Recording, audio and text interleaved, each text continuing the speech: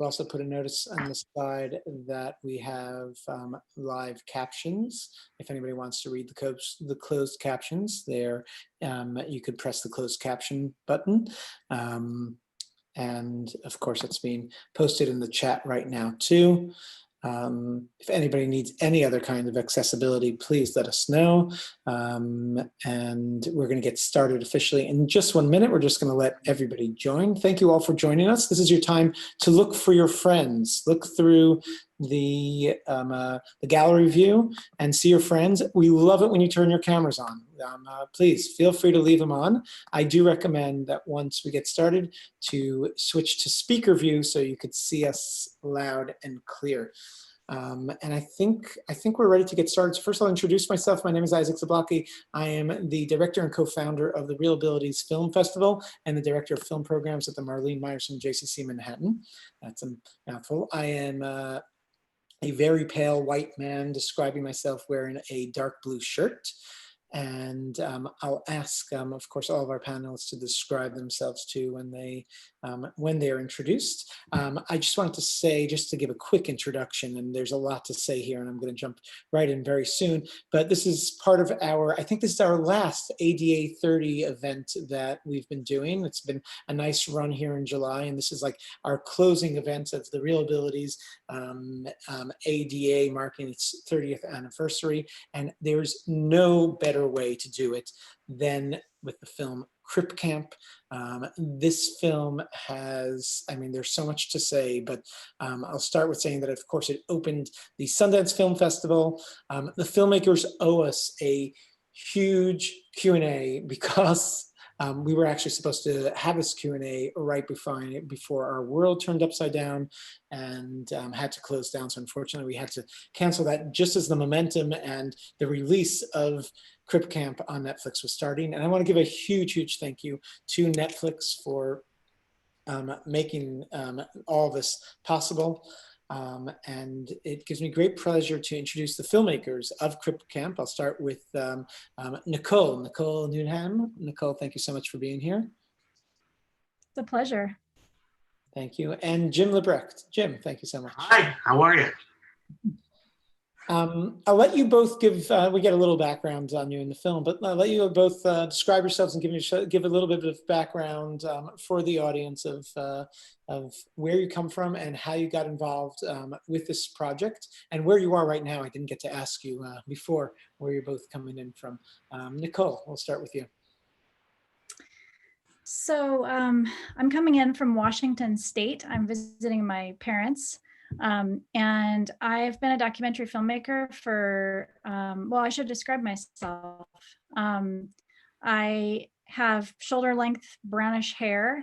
I'm a white woman, I'm 50 years old. I have a pair of glasses that I bought because they reminded me of Judy Heumann's glasses in the lasagna wrangling scene in Crip Camp. And I'm sitting in front of an ochre wall. And I have been making social justice, sort of socially conscious films, documentaries for 25 years. And for the last 15 years, I've been collaborating with Jim LeBrecht as the kind of mixer and sound designer on my films. And I've made films with themes that relate to Crip Camp, but that are different. I've made films about adolescents making change. I made a film called The Revolutionary Optimists about young people in India fighting for better conditions in slum communities in Kolkata. I have made films about history. I made a film called The Rape of Europa that was about the kind of Nazi war on European culture and people's attempts to get their property back. And that film also kind of combined present and past in a similar way to Crip Camp, but it was, you know, a great joy of my life when Jim LeBrecht asked me to go out to lunch with him and said he had a few ideas about disability-related films that he wanted to pitch to me. So that's how I ended up here. Thank you. And you described yourself so much better than I'd ever describe myself. Jim, over to you. Hi, I'm Jim LeBrecht, and I'm really grateful that I like to have lunch with my dear friends. I'll get back. I am a white guy with a goatee that's very, very kind of white, and with long curly brownish hair. And I'm 64 years old, and I'm in my home office at home in Oakland, California. There's a red wall behind me with a number of music posters there. Anyways, you know, Nicole mentioned, you know, we've been friends for a long time, and I've been working as a sound mixer for, gosh, well over 20 years as a mixer, mostly for documentaries. And I really grew to see the power of documentary film, how much I've been affected by the films I had worked on. And I could see that it would be a natural way to really tell kind of a real inside human story around disability, something that I wasn't seeing quite the film that I wanted to see. Having known Nicole and her work and who she is as a human being. Indeed, we did have that lunch, and almost sheepishly, at the end of our conversation where I talked about these other ideas around disability, I said, you know, what I've always wanted to see was this documentary about my summer camp, that I believe that there was a story there of all of these people going from New York out to California, and that maybe it was connected to the disability rights movement. One of the things that I find amazing about the film is that it speaks both very universally, like can speak to anyone, and very internally at the same time. And you're saying here that you wanted to make a film about people and about the experiences that you don't get to see in film often enough. And yet you managed to make a film that can, you know, it was the opening night of Sundance. It was a film that could speak, you know, to that it can engage anyone and hopefully motivate anyone to be part of this movement. How did you find that balance? How were you able to make a film that's both internal and external at the same time? Who wants to go first? Jim, let's start with you this time. Well, I think that the internal way of looking from the inside out, it was a natural part of what we wanted to do. That there've been plenty of observational films from people on the outside, but very few that we knew of that were really told by the first person. I think the external view comes from looking at the people and looking at what they've done and seeing what society or the media chose to show about it. So, you know, you don't want to have a film full of recollections. You want to have the recollections and archival footage and other material and photographs and such to really fill it in and you know, make it really, really compelling. So we were fortunate that we were able to gather so much material for the film and put it into a cohesive and entertaining form. Nicole, did you want to add to that? Yeah, I mean, one of the very first things that, of course, you know, I thought of when Jim started telling me this idea and describing Camp Jened was like, oh my God, this is changing the way I see disability. It's changing the way I see something. First off, it's changing the way I understand history, because I didn't think of the disability rights movement to the extent that I knew about it, which was not enough. I didn't think of it as a radical movement that started in the kind of heyday of other civil rights movements and counterculture in the 1970s, you know, in the way that it did. And I also recognized that, and Jim did too, we talked in that very first conversation about like the fact that summer camp is about the most universal thing you can throw out there, you know, but just adolescence in general. The experience is so universal. And this particular camp and this particular experience had all these other things that just have a ton of energy and kind of cultural references that people can tap into and relate to. So we knew that we had something that could be iconoclastic, surprising, entertaining, funny, sexy, you know, all of these things. And so that was definitely something that we felt really passionately about. And we developed this theory as we went along, which I think is really one thing that's really responsible for what you're talking about, which is that it feels so intimately inside at the same time as it feels so accessible, which is that we don't really tell you where the story's going. So you never think like, oh, this is going to be like an eat my vegetables good for me thing where I hear about the noble history, you know, of this community. Instead, you know, you're like, I don't really know why I'm sitting around watching this footage of these kids dealing with a crabs outbreak, but it's like, it's funny and entertaining and incredible. And then, you know, our friend Lawrence Carter Long said the most beautiful thing when he watched a rough cut. He said, I don't quite know how you did it, but you made me feel like I landed on a planet where I didn't speak the language or know who the people were. But after a while, I feel like they're all my best friends and I find that I do speak the language. And then, you know, I follow those people out into history as they change the world. And that really is what we were trying to achieve, is like, I think we worked really hard to try to give the viewer the experience that not so much they were hearing Jim tell them about his story, but they were experiencing his story along with him, you know? So eventually even the outside audience comes to feel like they're inside, and then they see the history from that inside lens. So this brings me to another question of language and choice of language, which I'm sure you hear a lot, even just the title of the film, Crip Camp. Some of us are trying to educate the public to stop using certain words, while of course, members of our community are reclaiming some words. I mean, even a word like crip is not an easy word for the entire community.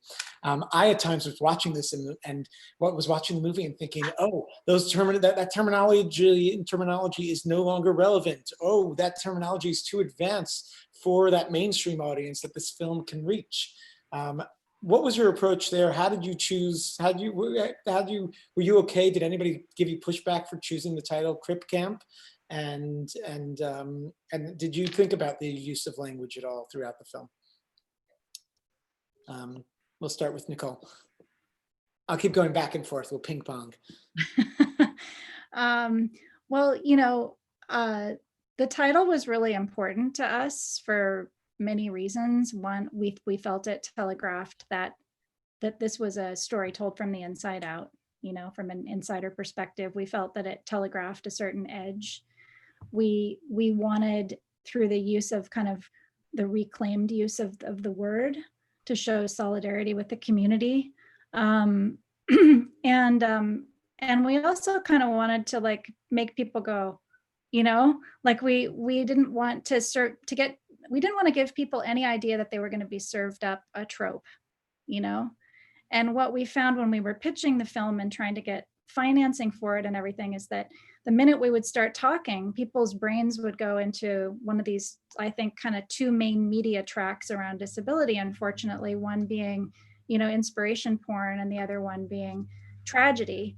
And so, you know, Jim would be like pitching at Sundance, you know, to people, and he'd say, well, so I'm working on this film about my summer camp, and people would go, oh, you know, and he would be like, no, I wanted to go to this camp so I could smoke dope with the counselors. So we had to have a title that telegraphed that. And as we got pushback for that title, which we did get, we, you know, we would often use that as an opportunity to sort of say, like, if you're not aware that this is a word that's been reclaimed by the community and is used in a certain way, then that's because you don't know about, you know, you don't know about the community and you don't know that. And the use of the title is going to be an opportunity to make people aware. And that was a big goal of ours in making the film in general, was just to basically say, like, as Corbett O'Toole, who's in the film, said, you know, it feels like a love letter to the community. And that was something we wanted to push forward in the making of the film. Fantastic. Jim, you want to add to that? Yeah, I mean, there was pushback, and even, you know, initial conversations with Netflix, and they were looking at all of these different kind of analytics around Google searches or Twitter searches and such, and we said we understand, but if you do your job well in marketing, then there won't be confusion, and in fact, you will be helping the community to reclaim back this word and really show us in this enlightened way.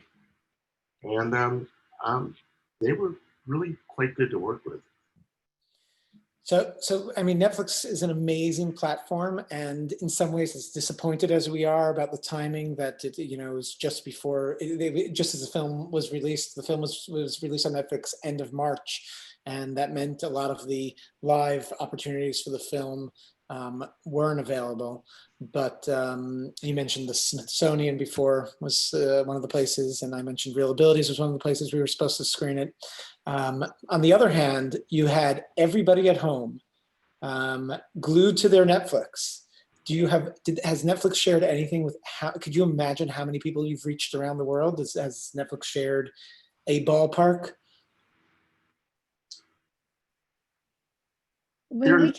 We are recording this, but we won't tell Netflix. No, we can't share a ballpark, but we know it reached a lot of people, and that it, exceeds numbers from other kind of similar high-profile documentaries in some ways, and yeah, that it was an overwhelming and time to be trying to release a film. And I think what we found was not only were people home and they were, they were looking for something to watch, but they were looking for something to watch that would give them some hope, in this time. And not only that, the themes in the film turned out to be so resonant with the time that we're in. And as the last couple of months have gone by, that's only gotten truer and truer. So yeah, I think it's been an unexpected but definitely impactful way to bring the film out into the world. Looking back in our calendar that both Nicole and I share over the last few weeks, there have been so many different events that we've been fortunate enough to partake in, like Q&As like this or panels, and there's no way that we could have done half of them if we had to travel to all these different locations. Mm-hmm.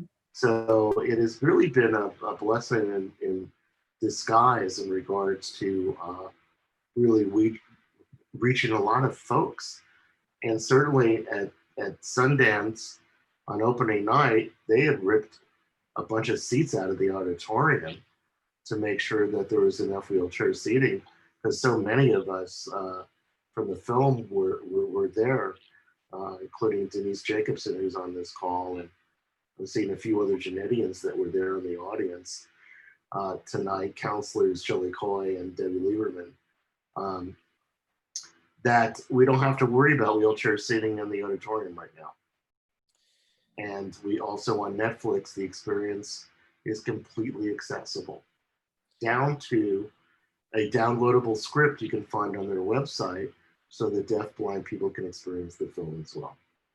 That is amazing. That's something that, of course, we are constantly pushing for and struggling with, and a movement that we've really joined as far as trying to get the films out there to be as accessible as possible. And I'll say that after our ReelAbilities Festival, which ran at the end of March, beginning of April, ran virtually, we heard from so many people who told us that they could never attend our festival because they can't leave their house. And they were able to attend for the first time, and making films accessible. People who never had accessible films at home are suddenly able to access all of this. So it's fantastic to hear. I want to jump into another topic of this is, of course, the Obamas. When did they get involved? How did that happen? And wow. Jim, you want to start this time? Wow, and any other words you could associate with it would be an understatement. Yeah.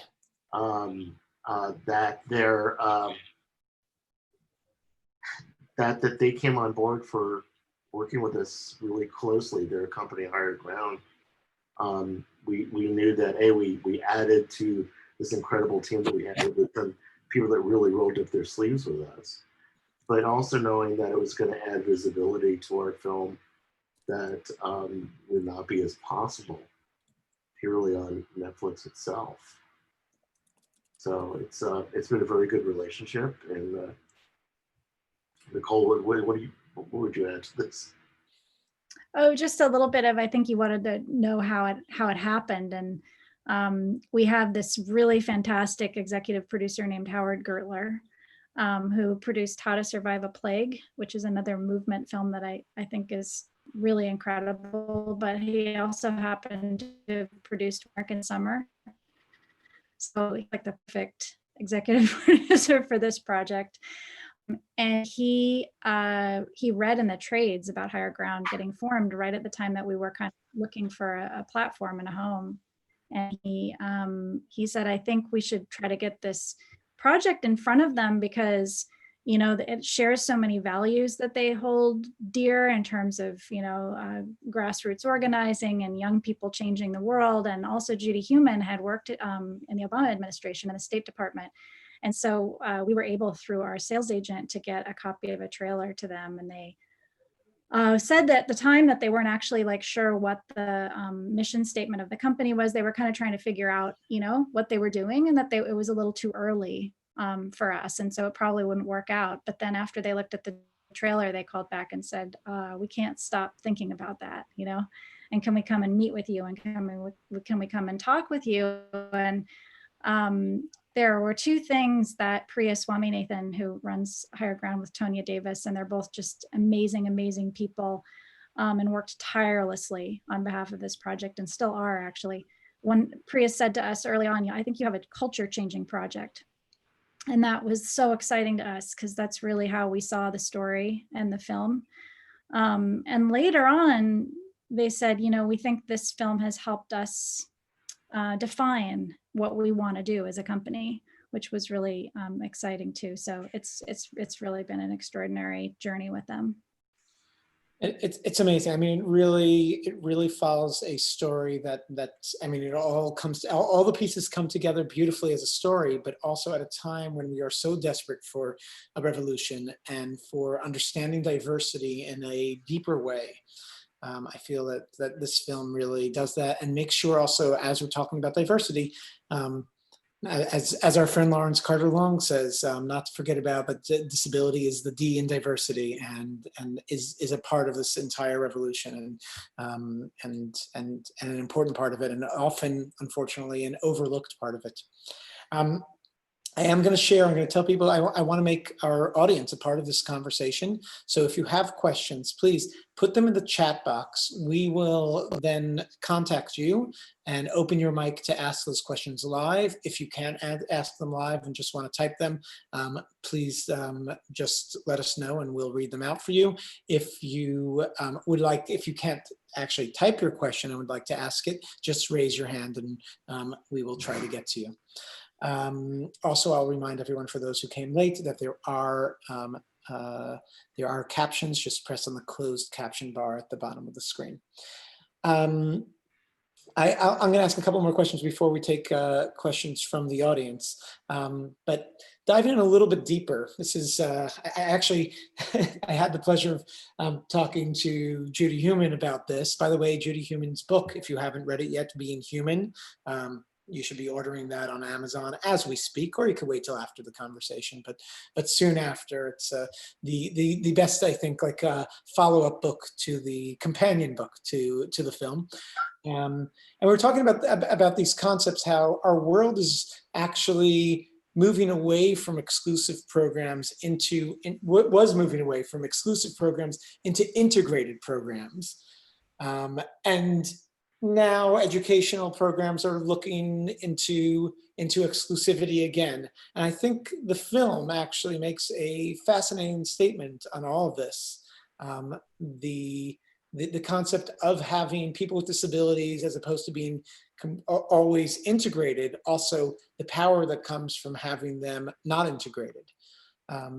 Jim, do you want to tell us a little bit about those statements and where that fits into the philosophy of the film. Well, I mean, I think that we see in the film the power of the community that started for so many of us at the camp, and that there was great relief and freedom, and as Denise says in the film, our utopia, by just being this camp with other people with disabilities and not really feeling not being a sideshow all the time, and not really feeling like we were still in an environment in which we were othered. You have to balance all of that with, indeed, the importance of us being part of society and involved in places like at summer camps or other places. So I don't think there's a right and a wrong here, but I would say that just from talking to a lot of people, and my own personal feeling is that when you have some place like a burn camp or a diabetes camp, or what my experience at Camp Jeanette was, I think I really benefited by just being around people with disabilities. There's a place for both. Nicole, did you want to add? Only just to say that, we talked about this, and one of the first things we did when we were researching the film was called Judy. And Judy has a great phrase, which she probably shared with you when you were talking with her about this, which is that she thought of Jeanette and places like it as places where people with disabilities came together to go apart, And I think that's a really powerful and interesting frame to put on it, which isn't just like what's better, this or that, but it's more, no, you need to have that kind of process where you do come together in solidarity with people who are suffering the same external oppression as you are, so you can feel that, and so you can go out and go apart, but understand that you're part of a shared struggle. Beautiful. I'm going to ask one more question, and then I'm opening it to questions from the audience. I know we have a lot coming in, but someone might think, watching this film, that that's mission accomplished. It's the program worked. They passed laws. The ADA passed now 30 years ago yesterday, and everything's perfect. What do you feel still needs to be worked on? What is strongest for you to say that you feel that we are not there yet? We are far from it. Nicole, I'll let you start.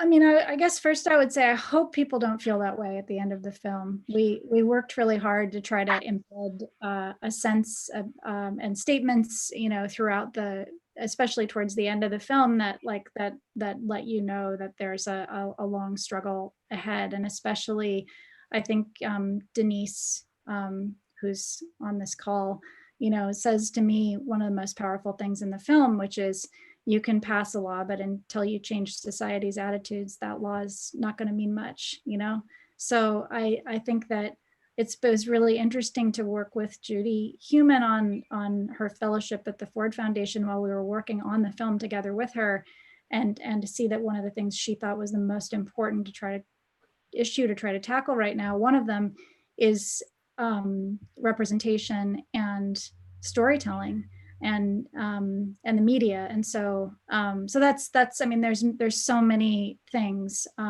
I want to let Jim talk, but that's one thing that I think we tried to hit home very hard at the end of the film.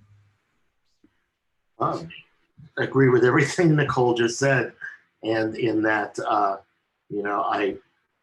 I think that Isaac, what you're kind of talking about everything's all well and done, is probably a perception that society has in general around the ADA. But I like Nicole said, I hope nobody gets that feeling from our film, because indeed, air transportation, public transportation,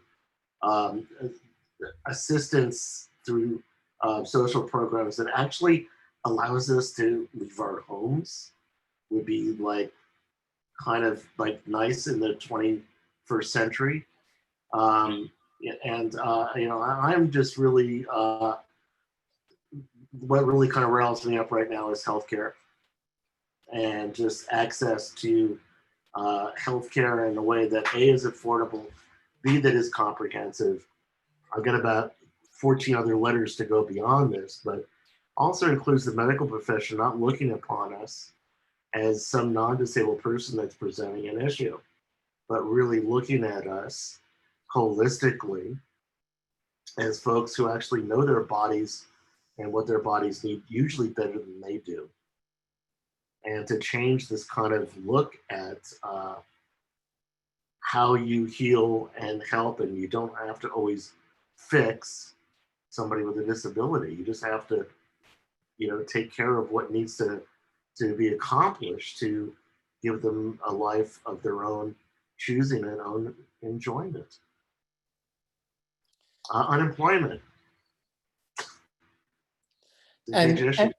And of course, just speaking in the film world, we are in the, of course, 2% of the representation of people with disabilities in mainstream media is including people who are playing people with disabilities, and of course the numbers are much lower of actually people with disabilities playing people with disabilities. That means actors with disabilities hardly have opportunities. There's no entrance into the industry for people with disabilities. In the workplace in general, the hiring of people with disabilities, and we've definitely put a big emphasis on employment in all of ReelAbilities programs as being other of the many topics that have a long way to go. And yes, the legal changes are there, but the cultural changes have yet to happen or are happening slowly. And it's films like this, and I think other films that we try to present, and more of them coming out, that are hopefully changing that a little bit and moving that dial just a little bit. I want to take a question from the audience. We're going to start with Moira Egan. Moira, we are unmuting you and you can ask your question.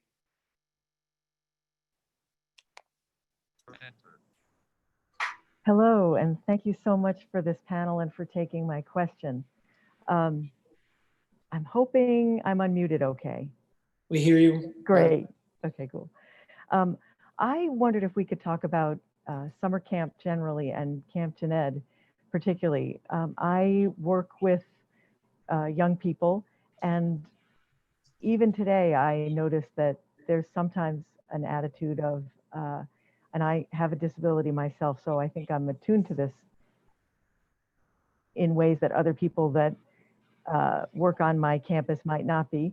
But I noticed that young people kind of still have the attitude of that they want to work with kids with disabilities or in other settings to help people, and they focus on sort of that old style view, which I don't think was. I mean, the film portrays Jened as a utopia, as others have said, I think, on the chat too. But I wonder if people could talk about how unique this maybe was among summer camps of the time, or how it got this way. Was this the founders imagining, or did the founders have the old style view and the campers kind of reframed it? I would imagine that Jim is fairly good at reframing these kind of attitudes if necessary. So I would be interested to hear more about that.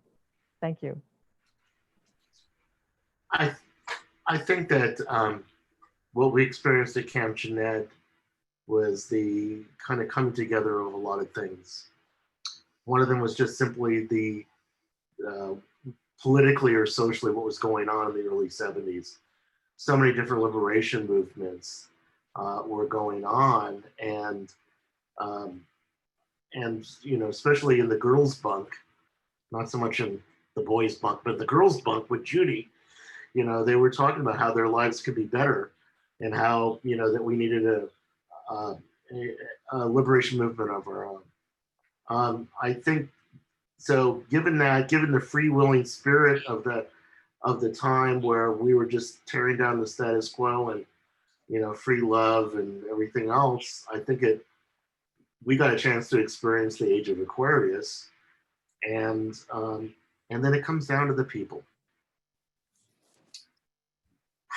And the people that worked at that camp, not the people that went there, but the people that worked at that camp, I think gave us an experience as campers that we had never experienced outside. I think Larry Allison really kind of set the tone, but it was other people with him, like Jack Elkerman, who we see in this film, and other folks like Lionel, who you got to meet in our film.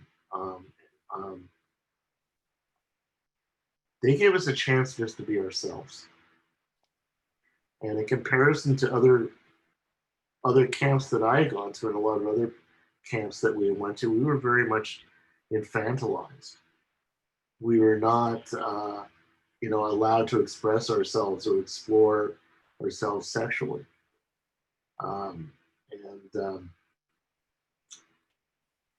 And so when I heard about Camp Jeanette, I did hear from somebody, you know, you might be able to smoke dope with the counselors. It was like, this sounds like where I really want to be. And it wasn't just for, you know, the fact that I was a frustrated, you know, teenager who wanted to get high without mom and dad. It was because there was a sense of freedom and being among people who I was really already drawn to. The people that were looser, the people that were free thinkers, the people that were just very much in tune with what was going on at the moment, versus just looking upon me as somebody in a wheelchair that had to be in bed by 8:30 at night. Nicole, did you want to add to that anything? Or? No, but I wondered if maybe Denise wanted to add anything. I don't know if Denise, is. can we unmute Denise? Denise, you're on. Oh, hello, Denise. Can we unmute her? I think she needs you. If you could unmute yourself at this point, Denise, I think you should be. There she is. Okay. Yes. Many of us who started going to camp when we were in high school,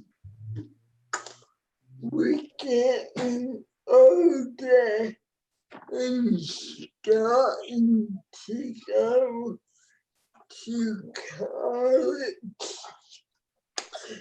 and that's when Larry and the other staff began realizing that we were growing up. We were becoming adults. We no longer needed or wanted the supervision and a lot of the counselors were our age. So it didn't make sense to restrict us. So they needed to figure out how to open up the concept of how to treat us like the adults we were going to become. Thank you. I don't know if everybody got that, maybe somebody could paraphrase. Yeah, tell me if I've got it right, Denise, but I think people were growing up and starting to go to college, and they didn't necessarily need the same level of supervision or the same kind of programming. And so Larry and the staff were evolving as the young people were growing up and evolving to try to figure out how to open up the concept of the camp to be responsive to kind of preparing you guys for the young people young adults you were becoming or going to become. Yes. Yeah, that's interesting. Thank you. We have another question from an audience member. Trilby, our friend, is on the line. Hi.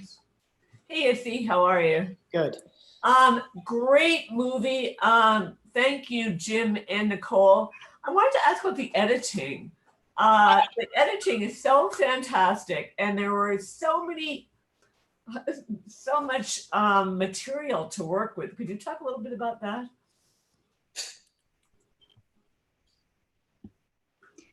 Yes, we had the most amazing editors on this project. We worked with this friend of ours, a dear friend, Andrew Gersh, who's a really musical editor, and he put together some of the, really signature parts of the film, like the montage to Richie Haven's Freedom, which, I threw at him very early on in the edit.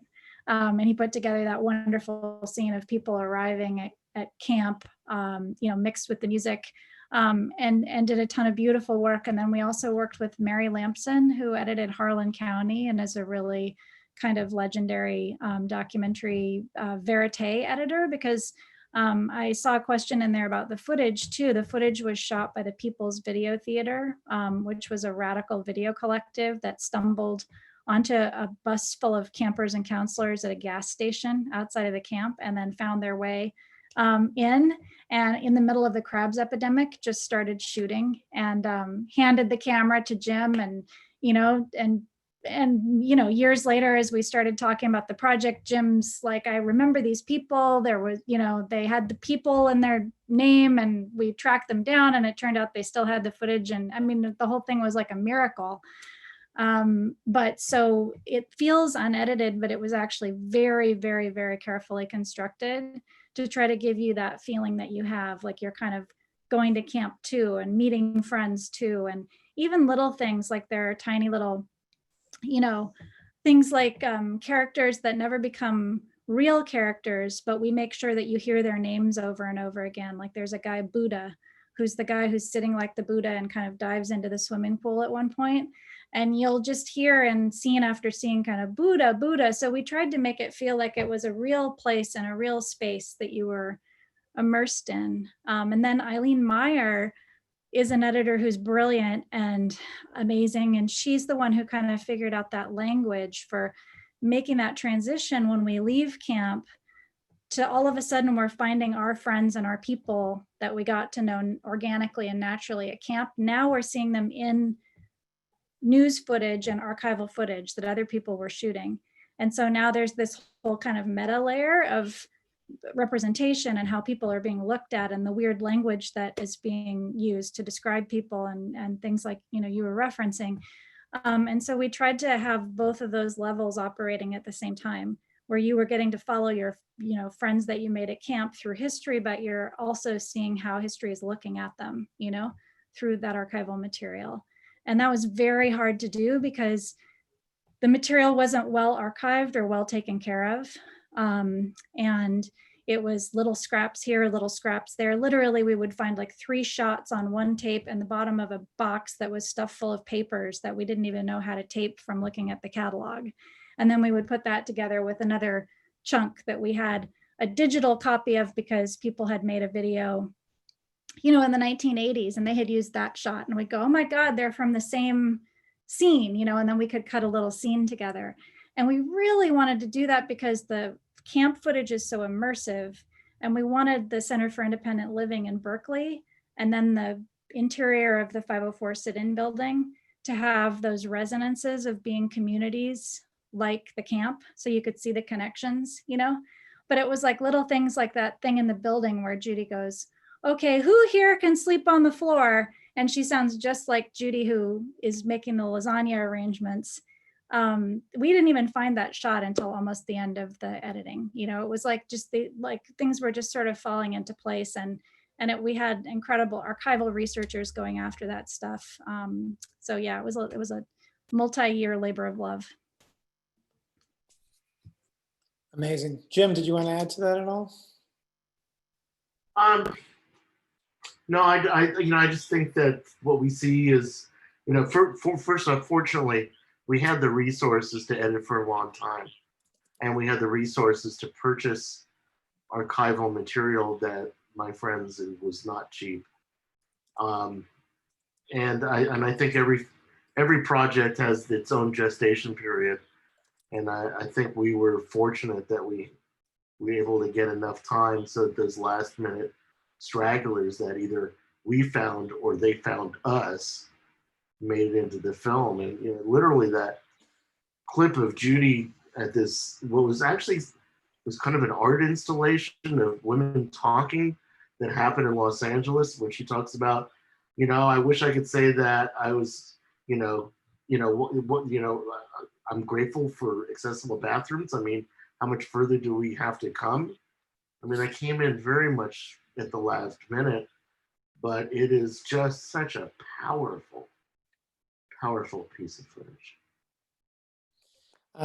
It's really an amazing film with so much there, and I'll say there already is Oscar buzz in case anyone here knows anybody.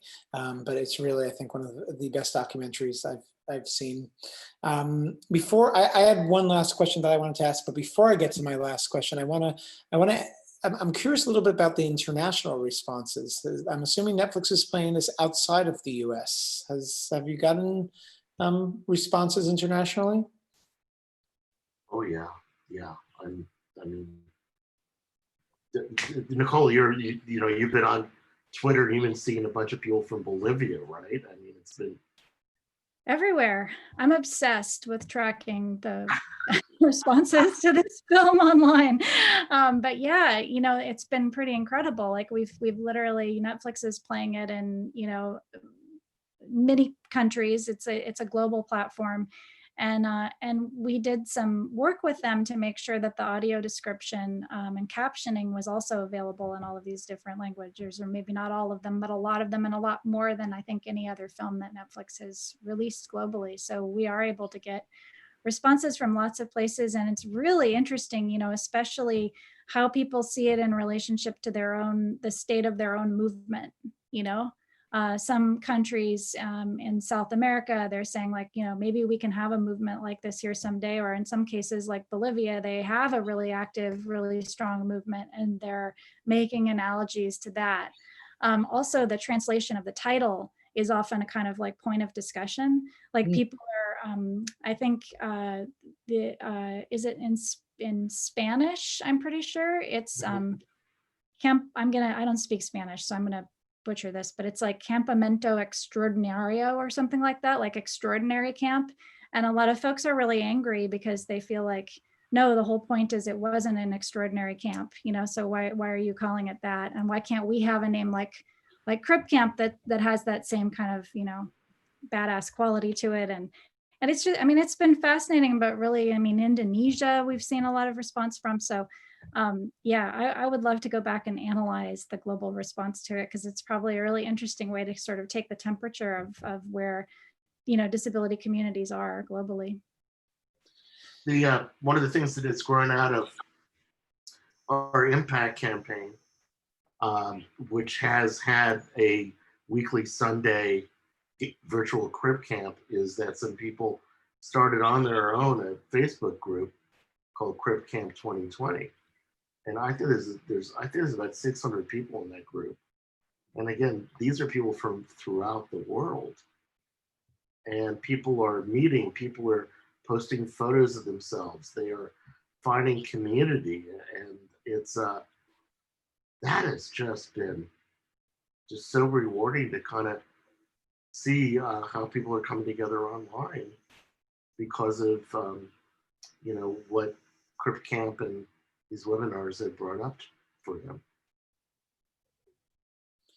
I'm busy reading some crab stories in the chat room, in the chat side. But that actually leads me, not the crabs, but what Jim said leads me to my final question, which was, what now? What happens with Crip Camp now? What can people who are listening right now be doing? What can audiences be doing further? And what are you doing next after all of this? Jim, how about you start us off? I was looking for the crab mentions in the chat. I think that we're all, I'm certainly looking at what I might want to do in the future. And there's been some interest from some folks about what Crip Camp could evolve into.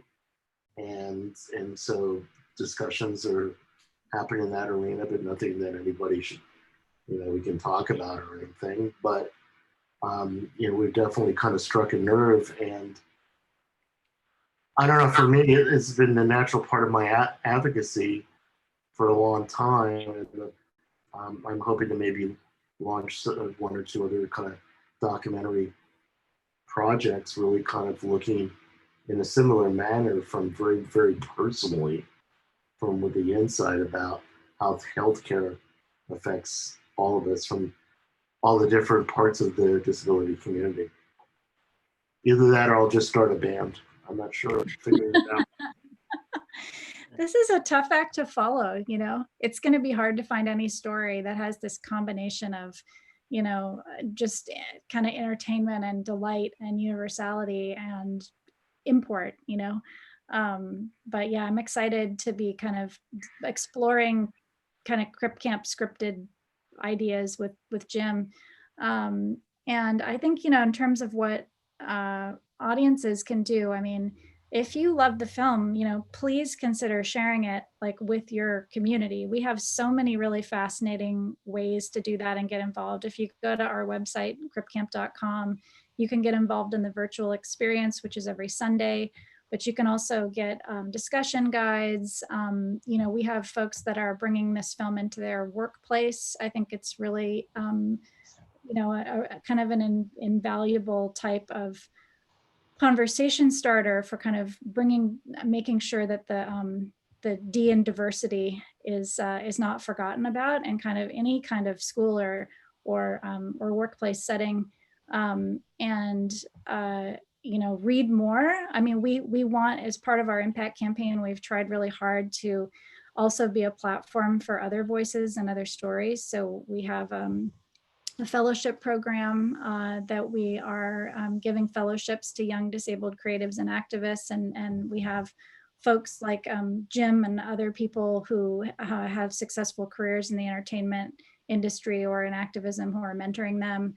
And so, you can be on the lookout for that. And I just really, I mean, I know I'm speaking to lots of people who already know this, but if you don't, I would really recommend also reading Alice Wong's Disability Visibility book that just came out, which is, many different stories from different perspectives. And I just want to give a shout out to Denise, who's working on a book about her own experience at Camp Q+A, which is going to be incredibly fun and extraordinary. So, yeah. Thank you. I want to, of course, mention a couple of other follow-ups. If any of you missed yesterday, as part of the Disability Unite program, ReelAbilities hosted a Disability Films Transforming the Entertainment Industry panel with some wonderful young, up-and-coming and successful artists, actors. You could find that on our YouTube page and on the ReelAbilities YouTube page. We also hosted this month a great program of short films and a conversation about the film Code of the Freaks, which is still available on Kino Marquee. It was our opening night film this year of ReelAbilities, and gives a great history of disability in film, which I think leads up to a revolution that's going on right now, and I think is being led by Crip Camp. So check out all of our conversations and this one tonight will be on the ReelAbilities YouTube channel, so check those out there. And please check out all of these past programs. We, of course, will be continuing programming throughout the year and have many more programs coming from the Marlene Myerson JCC Manhattan in the next couple of weeks. This Friday, our film My Polish Honeymoon starts, and then August, the beginning of August, we have the film The Keeper. So join us for that and more. They'll all be with Q&As as well, so we could see some of you. We miss you all. Please, everyone, stay safe. Be a part of this revolution. Thank you very much for being here tonight. I want to give a big thank you to Nicole and to Jim. Thank you both so much. Thank you for a fantastic film. Spread the word about this film. People might not choose Crip Camp as their first choice of Netflix, even though it should be. You have to tell them sometimes and hold their hand and say, check out Crip Camp. It's actually an amazing film. That sometimes works. Thank you all, and stay safe. We look forward to seeing you in person soon, and have a good night. Take care. Thanks, guys. Bye-bye. Thank you so much. Bye. Great time.